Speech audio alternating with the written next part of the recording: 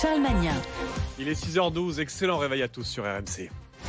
L'invité de Charles Matin. Notre invité ce matin, c'est vous, Boris Veliachev, architecte, expert des risques majeurs. Et on a besoin justement de vous ce matin pour bien comprendre ce qui s'est passé d'abord dans la vallée de la Maurienne dimanche en Savoie. On a tous vu ces images extrêmement spectaculaires, 10 000 mètres cubes de roches qui se sont effondrées. On voit les images sur RMC Story. On peut le dire, on a frôlé le drame, Boris Veliachev. Alors on entend les autorités qui nous disent non, les systèmes d'alerte ont bien fonctionné, on avait tout anticipé. La réalité, c'est que personne n'avait vu venir une catastrophe d'une telle ampleur, non ?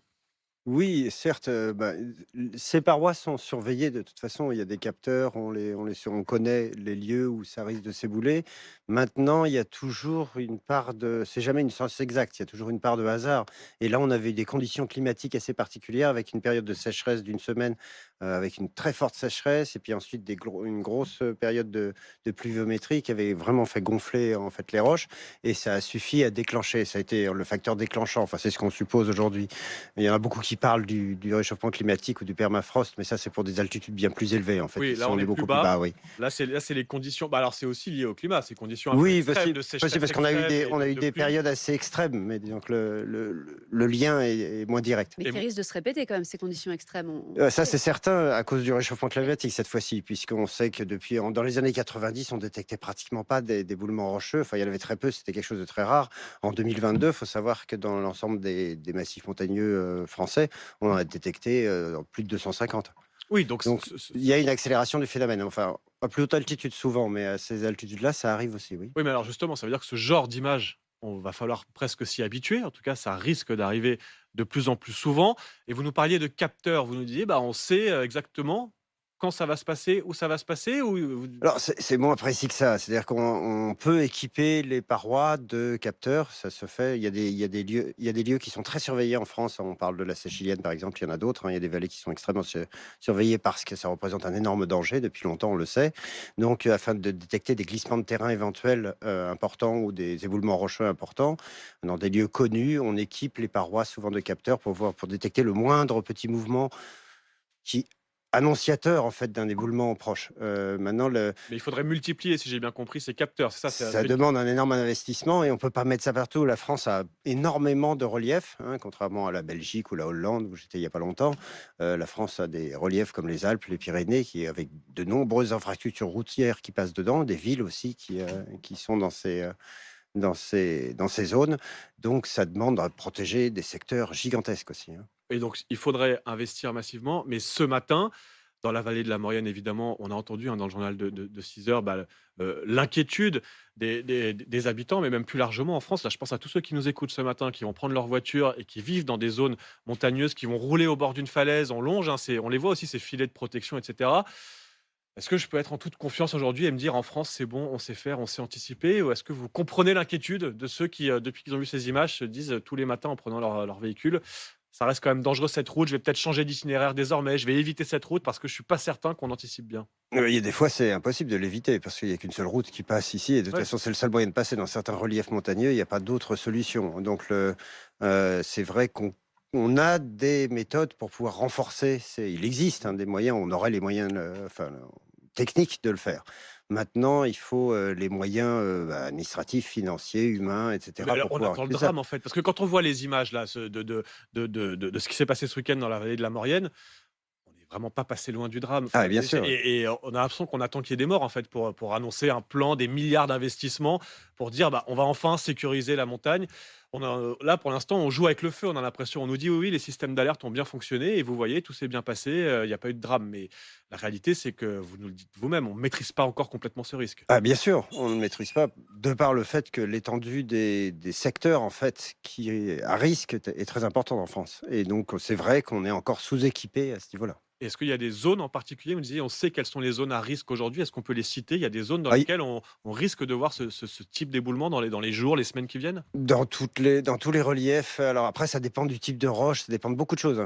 C'est au cas par cas. Donc, de toute façon, dans toutes les vallées du type de celle de la Maurienne, dans les Pyrénées, dans les Alpes, il y a énormément de zones. Ce serait très difficile de dresser une liste exhaustive, mais il faudrait vraiment regarder ça sérieusement et et faire une liste justement exhaustive de toutes Mais il n'y a les pas une zones à zone qui risque. vous inquiète dans laquelle vous nous dites: «Là, on sait que ça va, s'ébouler et on n'est pas équipé».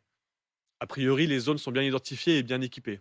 Pas toutes. C'est certain qu'il y a beaucoup d'endroits qui sont encore sous-équipés par rapport à ce genre de risque, Et oui. donc on en revient à cette question, Mmh. de l'investissement pour protéger, pour anticiper au mieux, même si vous nous le dites, ce sera jamais parfait. On peut pas préciser, l'heure, le jour précis où ça va Et puis s'ébouler et le principe de précaution parce que si dès qu'il y a un risque, on ferme la route, il y a certaines routes qui vont être coupées la moitié de l'année, en fait. C'est ça le risque, non, avec le principe de précaution? oui, bah, c'est certain qu'il y a des routes qui risquent de fermer, oui. Donc c'est de Est-ce trouver, qu'il y a des bonne dose. pays qui sont exemplaires en la matière, qui sont plus en pointe sur la prévention? Je sais pas, on pense toujours aux Suisses, par exemple. Est-ce qu'ils font des choses plus performantes que nous? En Suisse, il y a un petit peu plus de moyens, c'est vrai, Demi. Moi, j'ai beaucoup vécu au Japon, qui est un pays qui, en plus, présente des risques sismiques très importants, donc des glissements de terrain et des éboulements importants dans les zones où il y a des séismes, justement. Quand il y a eu le grand séisme de 2011, si vous vous en souvenez, avec le tsunami derrière, il faut savoir il y a eu 11 régions autour de la ville de Sendai qui ont glissé, 11 terrains qui ont glissé dans les montagnes, puisqu'il y a des montagnes après. Et donc, c'est vrai que le Japon met des gros moyens pour bétonner, renforcer. Alors, c'est pas toujours très esthétique, ni très. Ouais, C'est vrai que. c'est le prix de la sécurité. Oui, c'est le prix de la sécurité. Il y a des fois, j'aurai des photos à vous montrer si vous voulez un jour. Il y a des zones, c'est un petit peu effrayant, les travaux qu'ils ont faits sur des parois rocheuses. On vous remercie, Boris Veliachev, architecte, expert des risques majeurs, d'être venu, j'ai envie de dire, pas forcément nous rassurer, mais en tout cas décrypter avec nous justement le risque en ce moment, le fait qu'il va falloir peut-être s'habituer à ce type d'événement et donc s'équiper, anticiper le mieux possible. On sait le faire, vous nous le dites, maintenant il n'y a plus qu'à appliquer ces méthodes un peu partout en France. Je vous remercie d'être venu ce matin en direct sur RMC et RMC Story, il est 6h19. Je vous en prie. RMC, Charles Matin. Dans un instant sur RMC, votre rendez-vous conso avec Manu Le Chypre. Enfin, ce matin, c'est Manu Conso, mais aussi Manu Bricot, c'est ça? Exactement. Eh oui, on parle de la passion des Français pour le bricolage. Alors, passion qui a des limites, hein. Le marteau, oui. Le marteau-piqueur, non. D'accord, on va essayer d'y voir plus clair dans un instant dans Manu Conso. Et puis tiens, on va voir qui a gagné, qui a été tiré au sort pour ouvrir le coffre RMC. Est-ce que la totale va tomber? Réponse dans une minute sur RMC. RMC jusqu'à 6h30. Charles Matin.